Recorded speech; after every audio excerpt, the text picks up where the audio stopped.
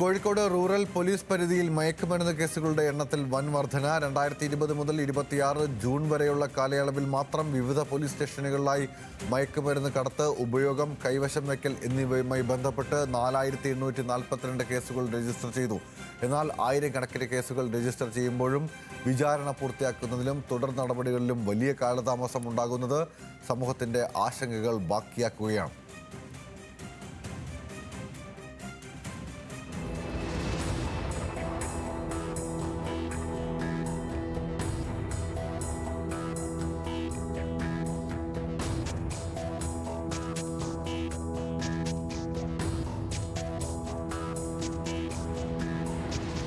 സംസ്ഥാനത്ത് മയക്കുമരുന്ന് വിരുദ്ധ പരിശോധനകളും പ്രത്യേക ഓപ്പറേഷനുകളും ശക്തമായി തുടരുമ്പോഴാണ് കോഴിക്കോട് റൂറൽ ജില്ലയിൽ രജിസ്റ്റർ ചെയ്ത കേസുകളിലെ ഞെട്ടിക്കുന്ന വിവരങ്ങൾ പുറത്തുവരുന്നത്.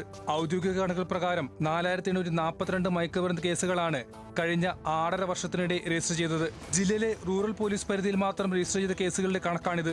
ഇതിൽ തന്നെ ഏറ്റവും കൂടുതൽ കേസുകൾ രജിസ്റ്റർ ചെയ്തിരിക്കുന്നത് കൊടുവള്ളി പോലീസ് സ്റ്റേഷൻ പരിധിയിലാണ്. 576 കേസുകൾ. കൊയിലാണ്ടിയിൽ 469 കേസുകളും പയ്യോളിയിൽ 313 കേസുകളും ബാലുശ്ശേരിയിൽ 306 കേസുകളും വടകരയിൽ 295 കേസുകളും താമരശ്ശേരിയിൽ 290 കേസുകളും രജിസ്റ്റർ ചെയ്തിട്ടുണ്ട്.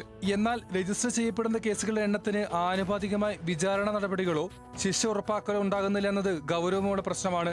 നൂറുകണക്കിന് കേസുകൾ രജിസ്റ്റർ ചെയ്ത സ്റ്റേഷൻ പരിധികളിൽ പോലും വിചാരണ ഘട്ടത്തിലേക്ക് എത്തിയത് തുച്ഛമായ കേസുകൾ മാത്രം.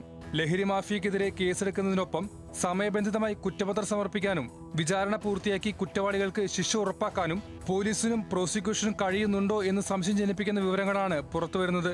സർക്കാർ തലത്തിൽ അടിയന്തരമായി ഇക്കാര്യങ്ങൾ പരിശോധിക്കേണ്ടതുണ്ട്. കൃത്യമായ അന്വേഷണവും വേഗത്തിലുള്ള വിചാരണയും ഉറപ്പാക്കിയാൽ മാത്രമേ നാടിനെ വിഴുങ്ങുന്ന ലഹരി കണ്ണികളെ പൂർണ്ണമായും പിഴുതെറിയാൻ സാധിക്കൂ. ഈ ആവശ്യമാണ് ജനങ്ങളിൽ നിന്നും ഉയരുന്നത്. ന്യൂസ് മലയാളം, കോഴിക്കോട്.